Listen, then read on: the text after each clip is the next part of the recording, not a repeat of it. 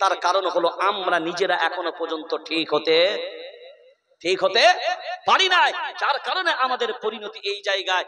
এবার আল্লাহ ওদের জন্য বললেন যারা রবকে রব বলে মেনে নেওয়ার পরে অবিচল অটল থাকে, তাদের জন্য আল্লাহর ফেরেশতা বলবে আল্লাহ তাখাফু, তোমাদের জন্য ভয় নেই, ওয়ালা তাহজানু, তোমাদের জন্য টেনশন চিন্তার কোনো কারণ নাই, ওয়া আবশিরু বিল জান্নাতিল্লাতী কুনতুম তুআদুন, তোমরাই জান্নাতি হবে।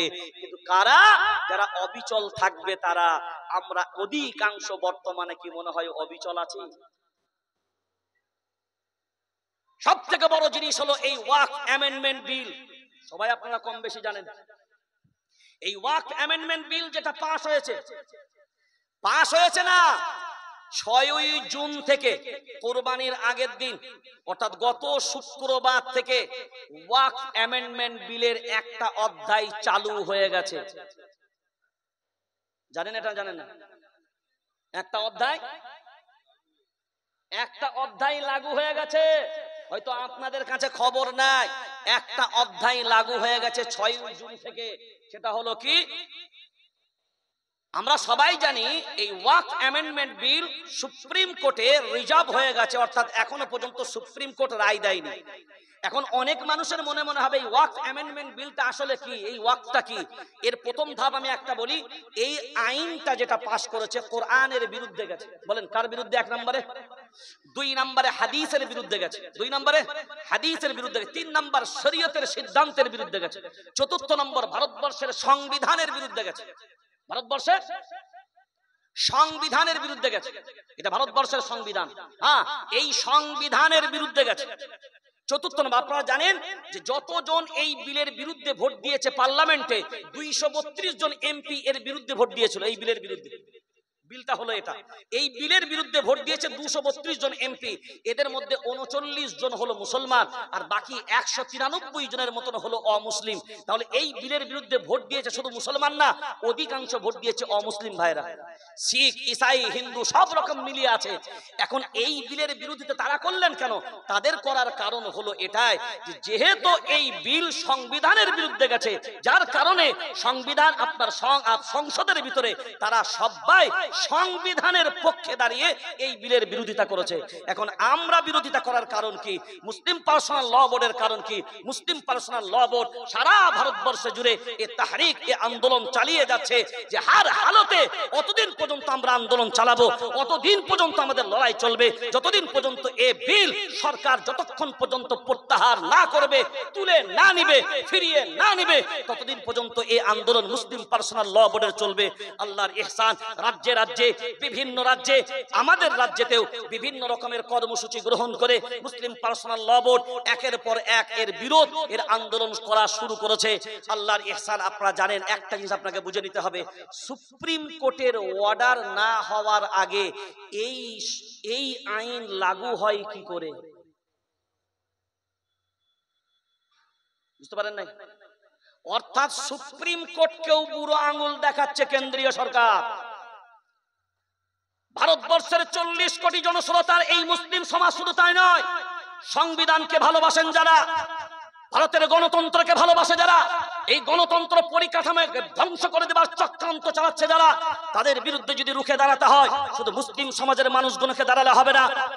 আদিবাসী, তপশিলি, ছোট ছোট যত জাতি যাদেরকে সবাইকে ঐক্যবদ্ধভাবে দাঁড়াতে হবে। আর আমাদের ভিতরেও আমরা যারা আছি, আমাদের ভিতরেও দলাদলি করলে আর চলবে না। গোল টুপি লম্বা টুপির জামানা শেষ, কিয়াম সালামের লড়াই শেষ, জোরে আমিন আস্তে আমিন শেষ, বুকে হাত নাবিন নিচে হাত শেষ। তবলিগ, ফুরফুরা, দেওবন্দি, বেরেলি, হানফি, শাফি, মালিকি, হাম্বলি, কাদরিয়া, চিশতিয়া, নকশবন্দিয়া, মুজাদ্দিদিয়া, এই সব দলাদলি মতামতি আর জায়গা নাই। এখন দেওয়ালে পিঠ থেকে গেছে। এখন একতার প্রয়োজন। কিসের প্রয়োজন?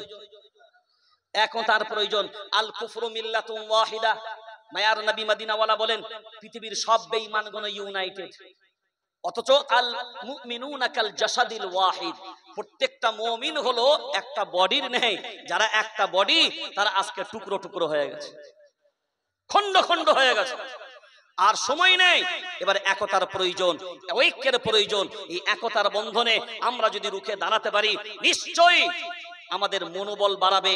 কয়েক লক্ষ শিখ ভাই যদি 1 বছর কৃষি বিলের বিরুদ্ধে আন্দোলন করে 750 জনের কুরবানির বিনিময়ে কৃষি বিল যদি প্রত্যাহার করাতে পারে, যারা কাফন মাথায় বেঁধে ময়দানে নামে, যারা কাফন মাথায় পরি মায়ের গর্ভ থেকে জন্ম নেয়, যারা এ বিশ্বাস করে জন্ম হয়েছে যার মৃত্যু হবে তার, যাদের এই বিশ্বাস মৃত্যুর পরে আমার যে স্থান সেটা হলো আমার জান্নাত, যে আমার মৃত্যুর পরে আমার সাক্ষাৎ আমার রবের সাক্ষাৎ, এই বিশ্বাস করে যারা, তাদেরকে মৃত্যুর ভয় কি করে গ্রাস করতে পারে? হুব্বুদ দুনিয়া ওয়া কারাহিয়াতুল মাউত। আজকে পিছিয়ে যাওয়ার কারণ, আজকে মার খাবার কারণ হলো এটা। এই জাতি আজকে মৃত্যুর ভয় এদেরকে গ্রাস করেছে, এই জাতির আজকে দুনিয়ার মুহাব্বত এদেরকে গ্রাস করেছে, যার কারণে আজকে জালিমরা আমাদের উপরে হাবি হয়ে গেছে, যার কারণে আমরা তাদের উপরে দাঁড়াবার শক্তি আমরা পাই না, কারণ আমরা নিজেরাই নিজেদের পায়ে দাঁড়াবার শক্তি হারিয়ে ফেলেছি। এইটা হলো সবথেকে বড় জিনিস। সেই জন্য মুসলিম পার্সোনাল ল বোর্ড যে সমস্ত সিদ্ধান্ত কর্মসূচিগুলো নিয়েছে, তার একটা কর্মসূচি হলো, হ্যাঁ, আর একটা জিনিস মনে রাখবেন, শিখ ভাইরা যদি কয়েক লক্ষ মিলে যদি এই বিলকে প্রত্যাহার করাতে পারে, আমরা 40 কোটি মুসলমান ঐক্যবদ্ধ হয়ে এই ওয়াকফ অ্যামেন্ডমেন্ট বিল কি আমরা ব্যাকে ফিরিয়ে দিতে পারবো না? পারবো না। হার হালতে আমাদের আওয়াজ থাকবে, এই বিল মানছি না, মানছি না। এর পিছনে আর একটা বিল আসছে, অলরেডি জেপিসির আন্ডারে পাঠিয়ে দিয়েছে, সেটা হলো ইউসিসি। সেই বিলটা হলো আপনার আঝুড়া বাস। কি বাস? আঝুড়া বাস, ইউনিফর্ম সিভিল কোড, এক দেশ এক আইন। অলরেডি এই ওয়াকফ অ্যামেন্ডমেন্ট বিল যেমন জেপিসির হাতে দিয়েছিল, ওই বিলটাও কিন্তু ইউনিফর্ম সিভিল কোড বিলটাও কিন্তু জেপিসির হাতে পাঠিয়ে দিয়েছে। তাদের হাত থেকে কোন মুহূর্তে পার্লামেন্টে আসবে, ওটাও পাস হবে। আপনার বিয়ে হবে ইজাব কবুলের মাধ্যমে, হিন্দু ভাইদের বিয়ে হবে 7 পাকে বাঁধন আর শাঁখা সিঁদুরের মাধ্যমে। বলবে এক দেশ এক আইন, ইজাব কবুল তুলে দাও, 7 পাকে ঘোরো, শাঁখা সিঁদুর পরো। এরপর আপনার মসজিদ, আপনার মাদ্রাসা, আপনার মক্তব, আপনার খানকা এখন বাঁচানোর লড়াই হলো এগুলো। কারণ যে 6 জুন থেকে যে অর্ডারটা সরকার দিয়েছে, সেটা হলো 6 মাস সময় সীমা বেঁধে দিয়েছে। কয় মাস? 6 মাসের ভিতরে প্রত্যেকটা ওয়াকফ সম্পত্তি, মসজিদ, মাদ্রাসা, মক্তব, খানকা, এগুলোর সব রেজিস্ট্রেশন করে নিতে হবে 6 মাসের ভিতরে। যে সম্পত্তিটা রেজিস্ট্রেশন হবে না 6 মাসের পরে, সরকার বিতর্কিত ঘোষণা করে দিয়ে ওইটাকে সরকার দখল নিবে। এখন আপনার এলাকার যে মসজিদ, এই যে ঈদগাহ, যে জমিনটার উপরে আপনি বসে আছেন, এইটা ঈদগাহ না ওই দেওয়ালটা ঈদগাহ? জমিনটা ঈদগাহ। এই জমিনটা যে দান করেছে এটা হলো ওয়াকফ, এটা হলো ওয়াকফ। আর ওয়াকফ যখন হয়ে যায় এটা আল্লাহর সম্পত্তি। কার? ওয়াকফ মানে স্টপ, আর নড়বে না চড়বে না, একবার আল্লাহর জন্য হয়ে গেল, আর নড়ানো চড়ানো যাবে না। তাহলে এখন বলেন এটা ওয়াকফ। এই সম্পত্তি যখন বলবে বিতর্ক, এটা রেজিস্ট্রেশন নাই, মানে ঈদগাহ বলে সরকার অনুমোদন দেয় নাই, তখনই এ বলবে এই জায়গাটা বিতর্ক, বিতর্কিত জায়গা বলে ডিএম সেকশনের মাধ্যমে এই জায়গা অধিগ্রহণ করা হবে। এই জায়গা আর আপনি ঈদগাহ বলে দাবি করতে পারবেন না। অলরেডি ত্রিপুরার মাটিতে কয়েকটা ঈদগাহ অলরেডি দখল হয়ে গেছে। উত্তরাখণ্ডে 2 দিনে 12 এবং 13 মে, এই 2 দিনের ভিতরে 250 থেকে বেশি মসজিদ মাদ্রাসা সরকার সিল করে দিয়েছে। কয় দিনে বললাম? 2 দিনে। সেই জন্য আমরা সজাগ হব, সতর্ক হব এই ওয়াকফ কালা কানুনের বিরুদ্ধে। ঐক্যবদ্ধভাবে হার হালতে সর্বত্রই সোচ্চার হতে পারবো ইনশাআল্লাহ। সবাই সোচ্চার হতে পারবো ইনশাআল্লাহ। হাত তুলে দেখা ইনশাআল্লাহ। আগামী 13 জুন মানে সামনের শুক্রবার, 13 জুন সামনের শুক্রবার, অল ইন্ডিয়া মুসলিম পার্সোনাল ল বোর্ডের সিদ্ধান্ত অনুযায়ী সারা পশ্চিমবঙ্গের সব মসজিদে জুমার নামাজের পরে একটা কর্মসূচি এই কালা কানুনের বিরুদ্ধে নেওয়া হয়েছে। খবর আছে তো? কি খবরটা? মানববন্ধন, হিউম্যান চেইন, ইনসান জঞ্জির, মানববন্ধন। প্রত্যেকটা মসজিদের সামনে রাস্তায় নেমে যে প্লাগার, যে বোর্ড, কোনো আওয়াজ, কোনো স্লোগান হবে না, কোনো দলের ঝান্ডা ব্যবহার করা যাবে না।